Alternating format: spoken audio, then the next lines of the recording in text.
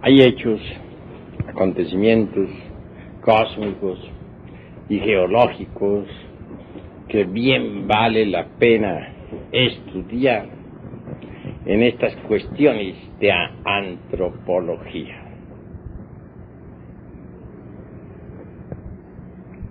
No hay duda de que la antropología científica gnóstica descorre todos los velos relacionados con el origen del hombre y del universo. Se trata de un sol espiritual maravilloso, extraordinario. Gobierna completamente a la Vía Láctea. Obviamente que esta galaxia sin principios inteligentes, aunque gravitara toda alrededor de Sirio, aunque fuese gobernada inteligentemente, le faltaría algo más. Le faltaría el sol espiritual. Le faltaría el sol polar, que es el fundamento mismo de todos sus principios inteligentes. Mas ahí no queda esta cuestión. Tenemos que ir más lejos. Ya Einstein dijo, el infinito tiende a un límite. También aseveró que el infinito era curvo. Y no hay duda de que existen muchos infinitos. Más allá de este infinito hay otro infinito. Y mucho más allá hay otro. Y entre infinito e infinito siempre existen espacios vacíos. No hay un límite para los muchos infinitos.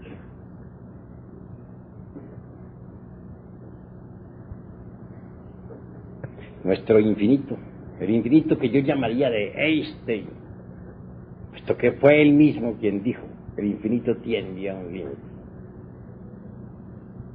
Tiene alrededor de 100.000 galaxias, con un promedio de 100.000 soles cada uno, y sus millones de mundos. Esto es lo que alcanza a percibirse con los telescopios. Mas en verdad que este infinito en el que vivimos nosotros necesita de principios soberanos, inteligentes, que lo coordinen para evitar en lo posible colisiones y fracasos de toda especie.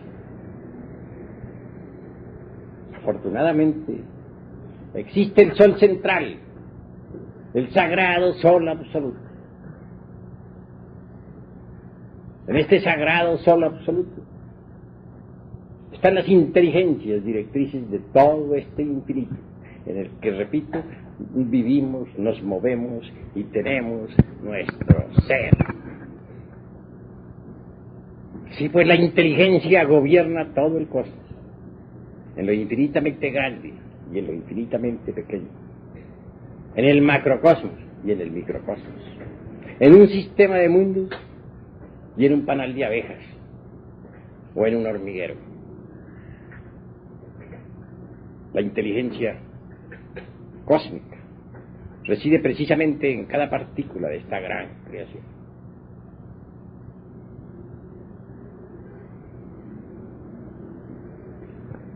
Mas continuemos hacia adelante. Vivimos nosotros aquí, como ya dijimos,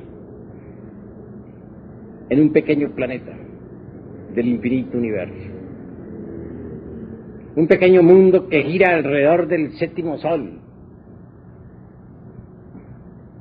de las Pléyades. Tiene su mecánica gobernada por principios inteligentes,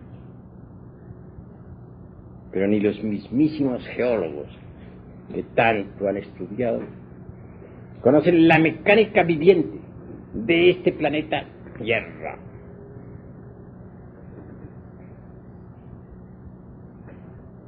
Siempre se ha creído, por ejemplo, que los continentes en los cuales existimos son fijos, firmes, inamovibles. Pero tal concepto resulta equivocado.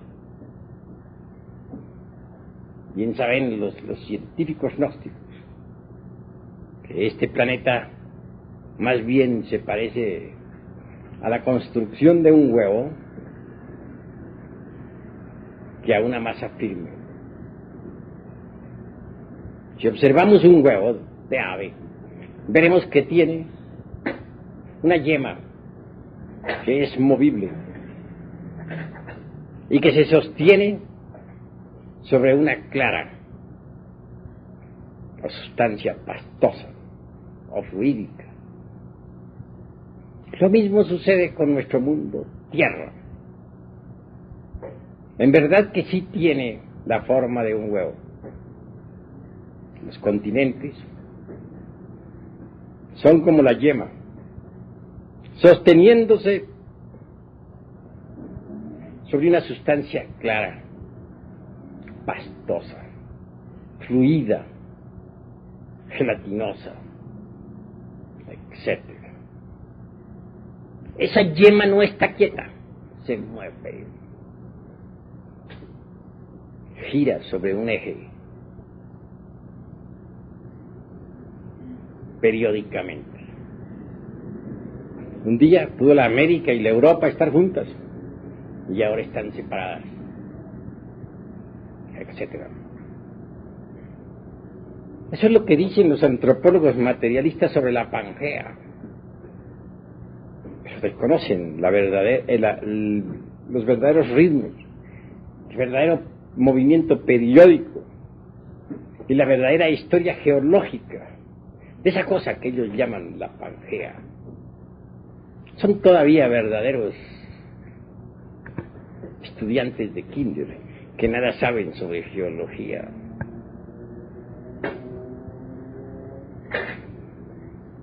Prosiguiendo, diríamos que hay pruebas más que suficientes como para demostrar claramente el movimiento de las masas continentales.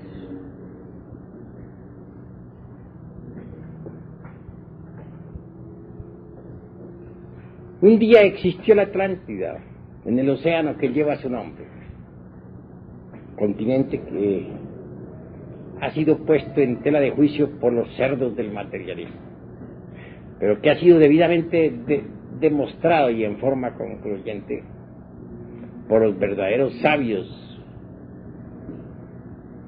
que de cuando en cuando han aparecido sobre la faz de la tierra.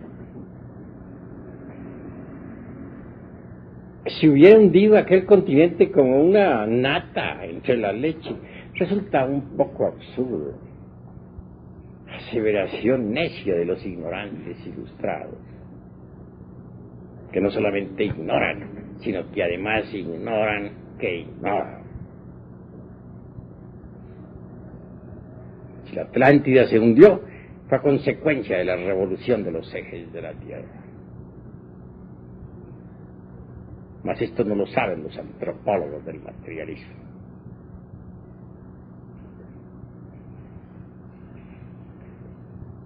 Esa catástrofe de la Atlántida dejó en mala situación a los actuales continentes. Observen ustedes las Américas y verán que del lado del Pacífico se inclinan como queriendo hundirse en el océano mientras se levantan del lado oriental. Es algo similar a lo que pasa con un barco. Nunca se hunde verticalmente, siempre del lado. La misma cordillera de los Andes se carga hacia el lado del Pacífico. Obsérvese luego la Europa. No hay duda de que por el Mediterráneo quiere hundirse, está más sumergida, más baja. Y todos esos países bajos están inclinados hacia el mar, hacia la profundidad. También vemos eso mismo en Alemania y en Rusia. Miremos nosotros, por último, al continente asiático. Está inclinado, como queriendo hundirse por el mar de las Indias. Así que los continentes quedaron averiados con la gran catástrofe atlántica, que desequilibró verdaderamente la formación geológica de nuestro mundo tierra. Hemos hablado mucho de soles y de catástrofes y de todo por el estilo. Los soles de Anáhuac es algo que nos invita a la reflexión. Los soles náhuatl son interesantísimos. El sol del fuego, el sol del aire, de las aguas, de la tierra. Marcan catástrofes cósmicas tremendas. Se dice que los hijos del primer sol que perecieron, devorados por los tigres. Claro está, los tigres de la sabiduría.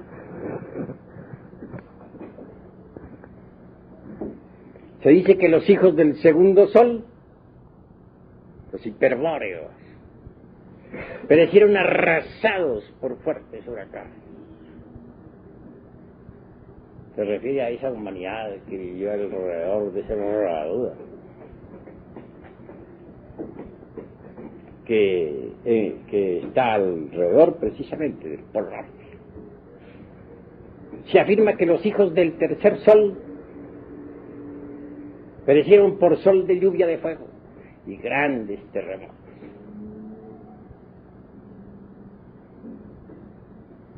Los lemures, que los hijos del cuarto sol perecieron por las aguas. Los atlantes, que los hijos del quinto sol, nosotros, las gentes de esta época, pereceremos por el fuego y los terremotos. Y así será, se cumplirá, dentro de muy poco tiempo. Y los hijos del sexto sol, de la futura tierra del mañana, perecerán. Pero también, aunque perezcan, sobre los soles náhuatl, pasaremos a un ciclo menor. Obviamente existe siempre una edad primaria, una edad secundaria, una edad terciaria y otra edad cuaternaria, etc. Mas no basaremos estas edades ahora en las 5 razas que han existido, no. Esta vez las fundamentaremos en algo distinto. Las fundamentaremos precisamente en ese movimiento de la yema que forma el huevo terrestre, ese movimiento geológico que se procesa periódicamente sobre su propio eje, el movimiento de continentes sobre esa sustancia pastosa, gelatinosa, ¿no? Desde ese punto podríamos hablar de edades primaria, secundaria, terciaria, cuaternaria, etc. De un eoceno, de un periodo primario desconocido para las gentes. Eoceno, del Mioceno, del Plioceno. Sí, con otra clase de catástrofes, pero que también las hay. Con glaciaciones terribles. No lo negamos. La Atlántida marcaría entonces el final de la era terciaria. El final de la Atlántida, claro. Esa era terciaria fue bellísima por sus edenes deliciosos, por sus grandes paraísos.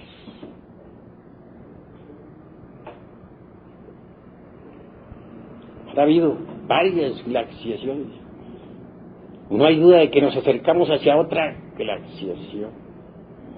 ¿Qué catástrofes que son producidas por la revolución de los ejes de la Tierra, por la verticalización del polo del mundo, o de los polos del mundo? Pero hay catástrofes que son producidas por el movimiento de los continentes. Entonces surgen terremotos y vienen glaciaciones. Se habla de unas 5 glaciaciones que se procesarían de acuerdo con los movimientos de los continentes. Pero debemos también saber que ha habido glaciaciones producidas por la verticalización de los polos de la Tierra.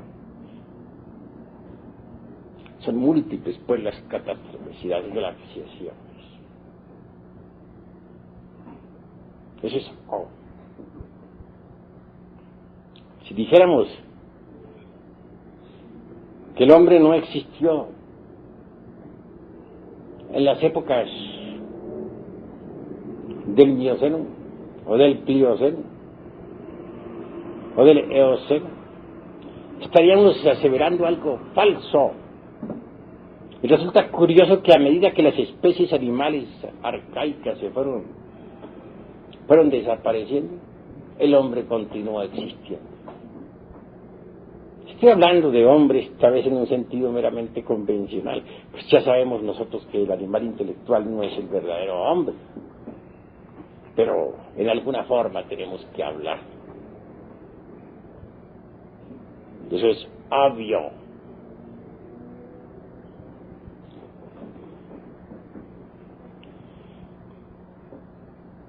Que han habido cambios terribles, sí los ha habido. Pensemos nosotros, por ejemplo, en esa raza humana que surgiera del Eoceno, con su clima tropical, invernal, dijéramos, caliente.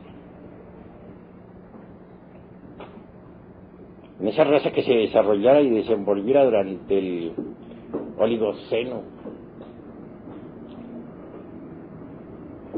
con su temperatura media, y por último en esa raza del Mioceno, fría, temperaturas que se acercaron hasta la última glaciación.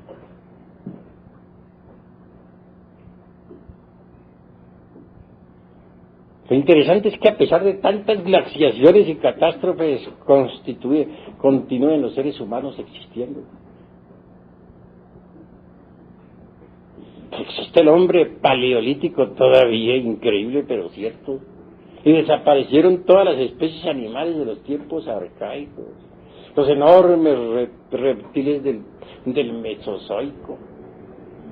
Sin embargo, continúan los seres humanos existiendo. ¿Cómo es posible esto? ¿Cómo es posible que todas las criaturas arcaicas hayan muerto y que el ser humano todavía siga vivo?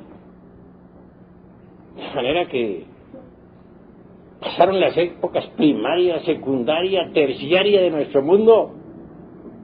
Todavía vemos a los seres humanos en la calle. Esto nos da autoridad más suficiente como para decirle al señor Darwin y a Mr. Huxley y al señor Haeckel, que tanto daño hizo a la humanidad con sus teorías materialistas, que el ser humano existió desde mucho antes de la época paleolítica. Dije algo en la pasada cátedra sobre el ombligo del universo, sobre el Omeyocan. Lo comparé como al germen, y así es, del cual nació este planeta Tierra. Pues claro que el Omeyocan se desenvolvió en varias dimensiones antes de que el planeta Tierra pudiera existir físicamente. Quiero decir que en el Omeyocan, el ombligo del mundo, se gestó el planeta Tierra, que pasó por varios periodos de actividad en diversas dimensiones, antes de cristalizar en la forma física actual. Es obvio que el ser humano como semilla se desenvolvió desde lo Meyoca, y fue cristalizando poco a poco a través de diversas dimensiones hasta tomar la forma física en la época polar. Pero aquí estamos tocando asuntos que molestan a los materialistas. Ellos dicen que no creen sino en lo que ven. Sin embargo, creen en todas sus utopías. Andan buscando al hombre primordial entre las capas subterráneas de la época cuaternaria. Inventan y cada día más y más teorías de las que creen. No las han visto, pero creen. Entonces están diciendo mentiras, están creyendo en lo que no ven. Son unos falsarios. Eso es arte. Están asegurando falsedades, diciendo que no creen sino en lo que ven y creen en un poco de conjeturas, de hipótesis que no han sido comprobadas jamás. Nunca. Nosotros podemos comprobar lo que decimos. Tenemos sistemas de investigación a través de las técnicas más difíciles de la meditación, mediante las cuales desarrollamos determinadas facultades, tales como, por ejemplo, el tipo de la intuición más elevada, llamado Prajna Paramita, que nos permite de verdad estudiar los registros akáshicos de la naturaleza. En esos registros está toda la historia de la Tierra y de sus razas. Y si los cerdos del materialismo dejan su posición fanática y se resuelven a entrar en las disciplinas de la gnosis, pueden desarrollar tales facultades, mediante las cuales les será asequible a ellos la historia de la Tierra y de sus razas. Así que, mis estimables amigos, vale la pena que reflexionemos profundamente en todas estas cuestiones. La hora ha llegado en que cada uno de nosotros reflexione sobre sí mismo, sobre el universo. El hombre existe sobre la Tierra mucho más allá de la edad primaria.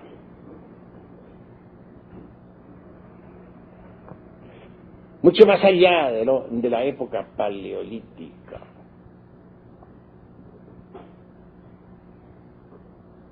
Y repito, nos da derecho a afirmar esto. El mismo hecho concreto de que sigamos existiendo a pesar de que todos los animales, todas las criaturas de los tiempos arcaicos desaparecieron ya en su mayoría. Si eso es así, tenemos derecho para decir que somos tan antiguos como la Tierra, como la naturaleza. Porque hechos son hechos, y ante los hechos tenemos que rendirnos. Si no hemos perecido, si no hemos desaparecido del escenario del mundo, a través de tantas catástrofes y a pesar de que todas las criaturas de los tiempos mesozoicos se acabaron, entonces tenemos derecho a decir que somos criaturas especiales, que existimos sobre la Tierra antes de que esas criaturas del Plioceno o de los tiempos mesozoicos hubieran aparecido sobre la Tierra. Ese derecho nos lo da el preciso derecho de existir. El hecho concreto de que han pasado eternidades y continuamos vivos. Murieron las criaturas contemporáneas de nosotros. Sin embargo, aquí estamos vivos. Todos perecieron, pero nosotros seguimos vivos. Por lo tanto, tenemos derecho a reírnos en las narices de un Huxley, o de un Darwin, o de un Haeckel, personaje que fue tan fatal para la humanidad, y que su nombre se borre de la historia. y que nunca se escribe en las calles, como dijera Hall.